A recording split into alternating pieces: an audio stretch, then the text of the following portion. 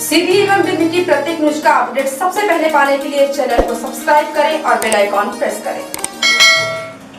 मध्य प्रदेश में उपचुनाव की बिगुल बजते ही भाजपा और कांग्रेस के नेता अपने अपने प्रत्याशियों को जिताने और जनता को अपने समर्थन में लाने के लिए जगह जगह चुनावी सभाएं कर रहे हैं।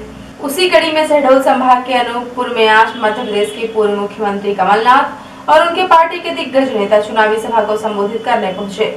अनूपपुर में आयोजित चुनावी सभा पूर्व नेता प्रतिपक्ष अजय सिंह ने आयोजित भीड़ भरी जनसभा को संबोधित करते हुए कहा कि हजारों लोगों को देखकर लग रहा है कि यहाँ की जनता सिद्ध कर देगी कि हम बिकाऊ को नहीं टिकाऊ को विधायक चुनेंगे। वह गरीब और साधारण परिवार से आने वाले ईमानदार नेता कांग्रेस के विश्वनाथ सिंह को जरूर जिताएगी। अजय सिंह ने कहा कि केवल बिसाहुलाल नहीं बिके हुए पूरे 25 विधायक बिके। बिसाहुलाल बीजेपी से बिकने के बाद कमलनाथ जी से सौदेबाजी करने पहुंचे और कहने लगे कि हमें मंत्री बना दो। कमलनाथ जी जानते थे कि वे बिक चुके हैं, तब उन्होंने साफ साफ कहा कि आपको अकेले कैसे मंत्री बना दें। आपने पीडब्ल्यूडी मंत्री रहते हुए क्या किया। सड़क ऐसी थी कि रीवा से शहडोल पहुंचने में 6 घंटे लगते थे। सिंह ने कहा कि बिसाहुलाल ऐसा क्या करते थे कि उनका नाम पियाऊ लाल पड़ गया। अजय सिंह ने कहा कि बिसाहुलाल अपने कर्मों से अब आदिवासी नहीं रहे। उन्हें इस बात की चिंता नहीं है कि गरीब आदिवासी के घर पर खाना है या नहीं। वे सोचते हैं कि नोटों के बल पर जीत जाएंगे, लेकिन जनता उन्हें चुनाव में करारा जवाब देकर यह बता देगी कि अनूपपुर की जनता बिकाऊ नहीं है। उन्होंने तालियों से अभिवादन के बीच कहा कि हमारा यहाँ की जनता से परिचय कोई 15 साल पुराना नहीं है, बल्कि 36 पुस्तों का परिचय है। शिवराज सिंह केवल झूठे भाषण देने की कलाकारी करते हैं। अजय सिंह ने कहा कि कमलनाथ जी की गलती क्या थी कि धोखेबाजी से अच्छी भली चल रही कांग्रेस की सरकार गिरा दी गई। उन्होंने हमेशा जनता की भलाई के लिए सोचा। बिजली के बिलों को कम करना क्या उनकी गलती थी? किसानों का कर्जा माफ हो और उन्हें लाभ मिले, क्या यह उनकी गलत सोच थी? उन्होंने कहा कि आपने स्वयं देखा कि किस तरह मोदी सरकार के रहते यहाँ के रहने वाले लाखों मजदूर गुजरात मुंबई यात्रीगृह से सैकड़ों मील पैदल चल चलकर अपने घर पहुंचे। श्री सिंह ने कहा कि हाथरस की घटना के बाद राहुल गांधी और प्रियंका गांधी पीड़ित परिवार से मिलने पहुंचे, उन्हें सांत्वना दी, लेकिन भाजपा सरकार के बड़े से लेकर छोटे तक एक भी मंत्री का जाना तो दूर, संवेदना के 2 शब्द भी उनके मुंह से नहीं निकले। किसी ने कोई प्रतिक्रिया नहीं दी। यह अंतर है कांग्रेस और भाजपा की सोच में। भाजपा की सोच केवल सरकार बनाने तक ही सीमित है। भारतीय जनता पार्टी की सरकार और प्रधानमंत्री नरेंद्र मोदी द्वारा पिछड़े वर्ग आयोग को संवैधानिक दर्जा दिए जाने पर भारतीय जनता पार्टी के जिलाध्यक्ष इंद्रशरण सिंह चौहान ने प्रतिक्रिया व्यक्त करते हुए कहा कि कांग्रेस लगातार सत्ता में रही, लेकिन उसने कभी भी पिछड़ा वर्ग की चिंता नहीं की। भारतीय जनता पार्टी की सरकार ने 2012 में अलग से पिछड़ा वर्ग मंत्रालय बनाकर उनके कल्याण का मार्ग प्रशस्त किया। कांग्रेस के लिए प्रधानमंत्री और मुख्यमंत्री बने, लेकिन कभी भी उन्होंने पिछड़ा वर्ग के नेता को आगे नहीं आने दिया। पिछड़ा वर्ग आयोग बनाकर कांग्रेस ने इस वर्ग को झुंझुना थमाया, लेकिन भारतीय जनता पार्टी की सरकार और प्रधानमंत्री नरेंद्र मोदी ने आयोग को संवैधानिक दर्जा देकर उसे अधिकार संपन्न बनाया। प्रदेश सरकार ने भी पिछड़ा आयोग को संवैधानिक दर्जा देकर उनके अधिकारों को संरक्षण किया है। जिलाध्यक्ष श्री चौहान ने कहा कि समस्याएं और समाधान करने का काम यह आयोग करेगा। पिछड़ा वर्ग की बेहतरी के लिए आयोग जो भी अनुशंसा करेगा, उन अनुशंसाओं को प्रदेश सरकार लागू करेगी। उन्होंने कहा कि हमने 15 वर्षों तक हर समाज हर वर्ग के लिए योजनाओं का क्रियान्वयन किया, लेकिन कांग्रेस सरकार ने 15 महीने में उसे घटाने का काम किया। कमलनाथ सरकार ने संबल योजना से गरीबों के नाम काटे। हमने 35 लाख गरीबों के नाम जोड़कर 1 रुपए किलो में राशन की पात्रता पर्ची दी। उन्होंने कहा कि अब कोई भी गरीब प्रदेश की धरती पर भूखा नहीं सोएगा। जिस गरीब का नाम राशन कार्ड में छूटा है, उसका नाम जोड़ा जाएगा। आगे भाजपा जिलाध्यक्ष श्री चौहान ने कहा कि कमलनाथ सरकार ने हर वर्ग से झूठ बोलने का काम किया। किसानों को कर्ज माफी का धोखा दिया और झूठे प्रमाण पत्र बांट दिए, लेकिन हमने सरकार बनते ही अलग अलग योजनाओं के माध्यम से किसानों के खाते में 6 माह के भीतर 22,000 करोड़ रुपए पहुँचाने का काम किया। जिलाध्यक्ष श्री चौहान ने कहा कि कमलनाथ सरकार ने पिछड़ा वर्ग को भ्रमित करने का काम किया। 27% आरक्षण का झूठ बोला, मंत्रिमंडल में पास करके हाई कोर्ट में स्टे करवा दिया। उन्होंने कभी भी पक्ष में मजबूत वकील खड़ा नहीं किया। उन्होंने कहा कि हम 27% आरक्षण पिछड़ों को दिलाएंगे, सबको न्याय देने का काम और सबको साथ लेकर चलेंगे। भाजपा का संकल्प है। उन्होंने कार्यकर्ताओं को संकल्प दिलाते हुए कहा कि सबका कल्याण करने के लिए भाजपा सरकार जरूरी है। इसके लिए हमें जनता के बीच जाकर पिछड़ों के लिए चलाई जाने वाली योजनाओं को बताना है और कांग्रेस को बेनकाब करना है।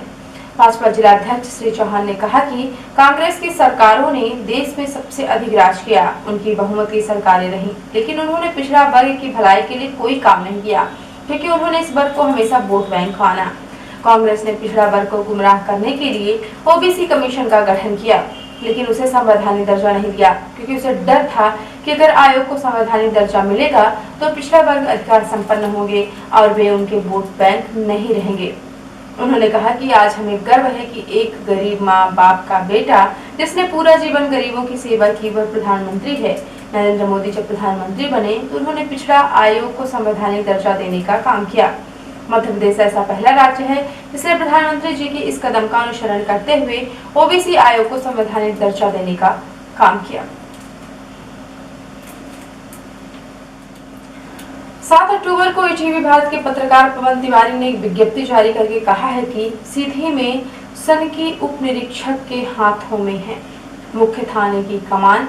विज्ञप्ति में उन्होंने लिखा कि 2 दिन पहले सीधी कोतवाली थाना प्रभारी राजेश पांडे 2 छात्रों को बलपूर्वक पकड़कर थाने में बुरी तरह से पीट रहे थे, जिसकी सूचना मुखबिर द्वारा पवन तिवारी जी ईटीवी भारत सीधी के ब्यूरो चीफ को फोन में सूचित किया गया। तब वो कोतवाली पहुंचे और घटनास्थल का वीडियो अपने मोबाइल से लेने लगे। इसी दौरान थाना प्रभारी राजेश पांडे पवन का मोबाइल छीनकर घटना का वीडियो डिलीट करने के बाद मोबाइल को जमीन में पटक दिए और गाली गलौज करते हुए सभी पत्रकारों को धमकी भी दे दी है। इस संबंध में 7 अक्टूबर को पत्रकारों ने सीधी कलेक्टर रविंद्र कुमार चौधरी को ज्ञापन सौंपते हुए कड़ी कार्यवाही की मांग की है। साथ ही सभी पत्रकारों ने एक सुर में आवाज उठाई है कि ऐसे सनकी प्रभारी को जल्द नहीं हटाया गया तो शहर में कोई भी बड़ी वारदात हो सकती है। आगे पवन तिवारी ने लिखा कि न सिर्फ पत्रकार इस प्रभारी की दादागिरी से परेशान हैं, बल्कि थाना जो न्याय की मांग करते हुए पहुंचते हैं उन्हें भी वर्दी का रौब दिखाकर धमकाया जाता है। इससे पहले भी यह थाना प्रभारी रामपुर नैकी में थे, वहां भी पत्रकारों के साथ बदसलूकी कर चुके हैं। थाना जबोड़ी में कुछ दिन पदस्थ थे, जिसके पत्रकार और आम जनता परेशान हो गई थी। आए दिन इसकी दादागिरी सामने आ रही है, जिससे सीधी के पत्रकारों में रोष है।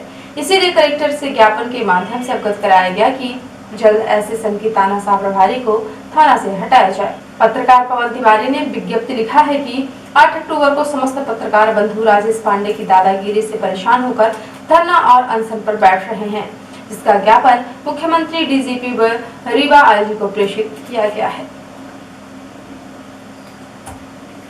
हाथरस उत्तर प्रदेश में मनीषा वाल्मीकि के साथ किए गए सामूहिक बलात्कार कर उसकी हत्या किए जाने एवं पुलिस प्रशासन के द्वारा मनीषा के शव को रात में 2 बजे जलाए जाने के विरोध में महामहिम राष्ट्रपति महोदय भारत सरकार को जिला सीधी मध्य प्रदेश के अनुसूचित जाति विभाग, जिला कांग्रेस के अन्य सदस्यों के साथ जिला कलेक्ट्रेट सीधी में डिप्टी कलेक्टर को विभिन्न मांगों को लेकर ज्ञापन दिया गया। ज्ञापन देने वालों में शिव कुशवाहा, अशोक पुरी सहित अन्य सदस्य शामिल थे। सभी सदस्यों ने इस घटना की निंदा की।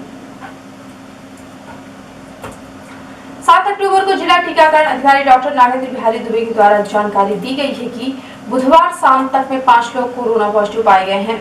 रैपिड एंटीजन किट द्वारा 118 टेस्ट किए गए, जिसमें से फीवर क्लिनिक जिला अस्पताल से 4 तथा Rewa medical college virology lab से 1 पॉजिटिव रिपोर्ट प्राप्त हुई है। इस प्रकार से कुल 5 पॉजिटिव केस पाए गए। उन्होंने बताया कि उक्त सभी पॉजिटिव केस को आइसोलेशन में भर्ती करने की तैयारी एवं कॉन्ट्रैक्ट ट्रेसिंग और कंटेनमेंट एरिया बनाने की कार्यवाही की जा रही है। डॉक्टर दुबे ने बताया कि कोरोना संक्रमण से 21 लोगों को स्वस्थ होने के बाद डिस्चार्ज किया गया है। सभी को अपने घर पर होम आइसोलेशन में 1 सप्ताह रहने के लिए समझाइश देते हुए आवश्यक दवाओं के सेवन करने के लिए दवा प्रदान की गई है तथा सभी को आवश्यक सावधानियां रखने की सलाह दी गई है। अब जिले में कुल 1005 लोग कोरोना से संक्रमित हो चुके हैं। अब तक 806 व्यक्तियों को स्वस्थ होने के बाद डिस्चार्ज किया जा चुका है। अब जिले में कुल एक्टिव केस 191 हो गए हैं। और अब पेश है प्रादेशिक हलचल। अनूपपुर में कमलनाथ का विरोध, कांग्रेस प्रत्याशी का प्रचार करने गए कमलनाथ की कार रोकने की कोशिश, भारतीय जनता युवा मोर्चा कार्यकर्ताओं ने पथराव किया। शहीद जवान धीरेन्द्र का गार्ड ऑफ ऑनर देकर किया गया अंतिम संस्कार। शिवराज ने पत्नी को नौकरी और 1 करोड़ की मदद का ऐलान किया। मध्य प्रदेश उपचुनाव, भाजपा ने सभी 28 सीटों पर प्रत्याशियों की घोषणा की। सिंधिया खेमे के सभी पूर्व विधायकों को टिकट और मध्य प्रदेश हाई कोर्ट में मनमानी फीस वसूली मामले में निजी स्कूलों की मनमानी फीस वसूली मामले पर सुनवाई पूरी, निर्णय सुरक्षित। और अब राष्ट्रीय हलचल। हाथरस केस एसआईटी की जांच 7 दिन में पूरी नहीं हो पाई, 10 दिन का वक्त और मिला। सपा ने कहा कुछ गड़बड़ जरूर है। जेल से रिहा हुई रिया ड्रग केस में 30 दिन बाद जेल से बाहर आई रिया। पुलिस स्टेशन में 10 दिन तक रोज देनी होगी हाजिरी। पंजाब में 15 अक्टूबर से कक्षा 9वीं से 12वीं तक के विद्यार्थियों के लिए खुलेंगे स्कूल। एक बार में 20 से ज्यादा को नहीं बिठाया जाएगा। और नोएडा में होगा देश का सबसे बड़ा एयरपोर्ट, पूरी तरह से डिजिटल होगा हवाई अड्डा। 2023 से शुरू होगी उड़ानें। और अब पेश है प्रमुख हलचल। अनूपपुर की जनता बिकाऊ को नहीं टिकाऊ को चुनेगी, अनूपपुर की चुनावी सभा में कहा पूर्व नेता प्रतिपक्ष अजय सिंह ने। कांग्रेस ने पिछड़ों को आयोग का झुंझुना दिया, भाजपा ने संवैधानिक दर्जा देकर उन्हें अधिकार दिया, कहा जिला बीजेपी अध्यक्ष इंद्र शरण ने। ईटीवी भारत के पत्रकार पवन तिवारी के साथ पत्रकारों ने सीधी कोतवाली थाना प्रभारी राजेश पांडे के खिलाफ धरना प्रदर्शन करने का कलेक्टर को दिया ज्ञापन। हाथरस उत्तर प्रदेश में मनीषा वाल्मीकि के साथ किए गए सामूहिक बलात्कार और उसकी हत्या के विरोध में महामहिम राष्ट्रपति महोदय के नाम सौंपा गया ज्ञापन। और सीधी जिले में मिले 5 नए कोरोना संक्रमित मरीज, 21 व्यक्तियों ने जीती कोरोना से जंग। जिले में कुल एक्टिव केस हुए 191। तो ये थे आज के प्रमुख हलचल। यदि आप न्यूज फेसबुक पर देखते हैं तो पेज को लाइक और फॉलो करें, और यूट्यूब पर देखते हैं तो चैनल को लाइक शेयर और सब्सक्राइब करना बिल्कुल ना भूलें।